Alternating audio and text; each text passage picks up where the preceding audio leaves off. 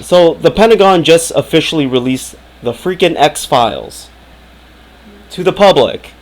A bunch, like 17 pages worth, no, 17, yeah, 17 web pages worth of files that you could go through. It's a lot of stuff. There's a lot of pictures. There's a lot of videos. But the first thing I noticed was that the actual website that they hosted all of this on, it was actually a pretty interesting website. It seems like they built it like faster than most of other government websites, and I think the thing that I noticed the most is actually the design of the website. If you go to war.gov/UFO, which is the official URL of the Pentagon, where they're hosting all of these UFO stuff, I feel like whoever designed this web page really leaned into like the space sci-fi like fantasy type feeling, because it doesn't feel like a government website. Like when you go to the DMV, you can tell it's like an official government website where you log in, you get stuff done, you want to renew your ID. It's very professional and functional and plain, and kind of, it gives off the vibe of this is like an official thing that you use to get your paperwork done. But when you go to war.gov UFO, it doesn't seem like an official thing. It seems like they're really leaning into a bunch of this.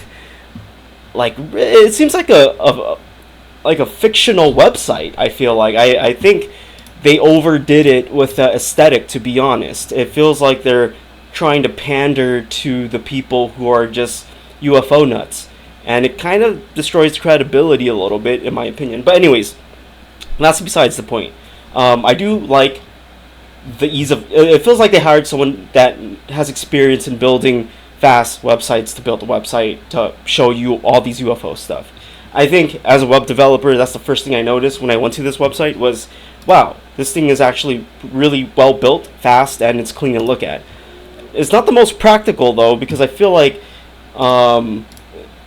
there's some things where from a development standpoint, it's not practical. Like I wish each of these list items had a thumbnail, because if you're looking through the videos, you have to kind of randomly click on it, and then you could see what video you're looking at. It will be better if each item had a thumbnail. But anyways, I'm going way into the website, but that's the first thing I noticed. All right, but enough of the website. That's besides the whole freaking point of this video. The UFO stuff. I dug into it. I had to, because I'm really into UFOs and stuff. And when the Pentagon says, "Hey, we're releasing all these UFO stuff," and he built this crazy website, and you decide for yourself, you go into it and look into it. I'm gonna be the first one to look into it. And what I found was everything is boring. There is no smoking gun video. There's like one or two videos that are a little bit interesting, but the conclusion of everything, there's like, I don't know if there's like hundreds or even maybe 1,000 files here. The conclusion is these are anomalies. We don't know what they are. There's no concrete detail of what. There's nothing groundbreaking. There's no new information within any of these files that give us insight into what we already know. And it's that there's random flying things in the sky. We don't know what they are. They do weird stuff. We don't know if it's a foreign country. We don't know if it's aliens. We don't know if it's whatever. There's nothing new in the files. And it's really disappointing, because I'm sure they have things that can break the internet, but they're not providing it. They're providing just boring stuff that we've already seen 1,000 times. Maybe just different variations that we haven't seen. But they're all just black dots here, black dots there, weird shapes flying there.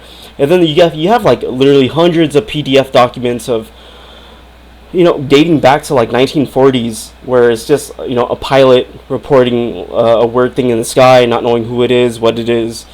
And you have a lot of those. And at this point, I don't give a crap about that. I don't care I don't care about some random pilot from like 45 years ago flying, and then he saw this thing, and then this person saw that, and they don't know what it is, but we're just going to dwell on the document. At this point, honestly, burn the document. Just burn all the documents. This is taking up space. And I think in the future, we should stop reporting these things because it's useless. If it's nothing new, don't waste paper. Save the trees, because if I see one more report of a pilot seeing something he can't explain, if he can't explain it, don't report it, because unless you have a 4K video, it's 2026. If you don't have a 4K video, don't waste resources. We don't need any more documents. If it's for example, I think that there should be a new protocol called "Don't Waste Time" protocol. If a pilot sees an anomaly right in the sky, and they don't know what it is, they detected that it's probably not China or whatever. It's just a weird thing. They should literally just be like, well, this falls under the "Don't Waste Time" category, so we're not gonna file it. Unless you could record it, do it. But we already got enough of those. All right. Anyways, that's just a short rant. I think we're just sick and tired of just seeing the same documents over and over again, and not actually getting concrete proof of anything. But yeah, these Pentagon UFO files, I wasn't impressed.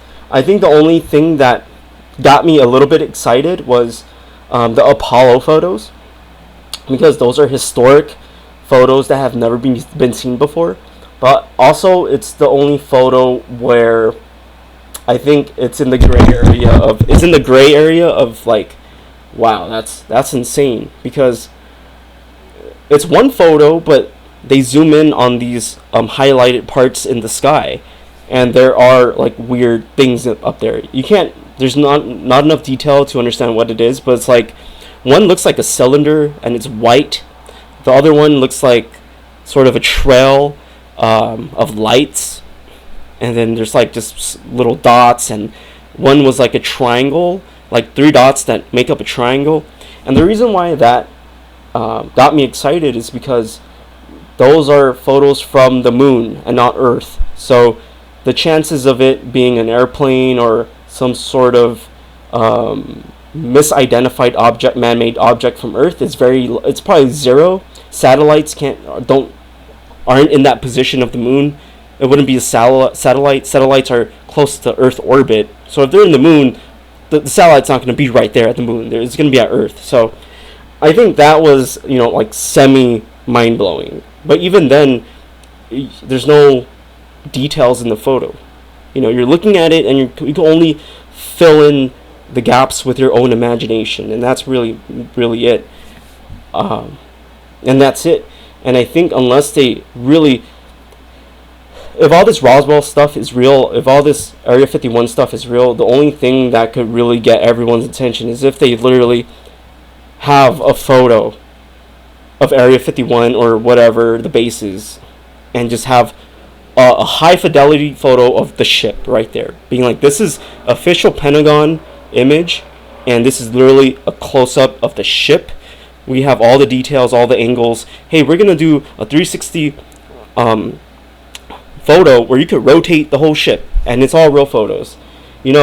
Like, unless we have that, I don't think people are gonna care that much, because I consider myself to be a UFO enthusiast, and I believe in aliens, and I believe in the possibility that we've been visited and perhaps we have alien craft. But I'm also skeptical, and I think all of this is noise.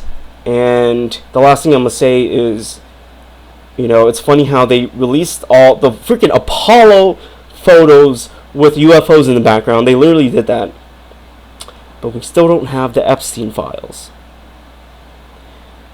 These are not the files that we all asked for. But hey, at least we got these files, but it's underwhelming. No one's impressed. I'm not impressed. Release the Epstein files. Alright. And with that, I'm going to end this video. Stay sharp. Subscribe. And we could keep pondering the universe and the things happening out there. Alright.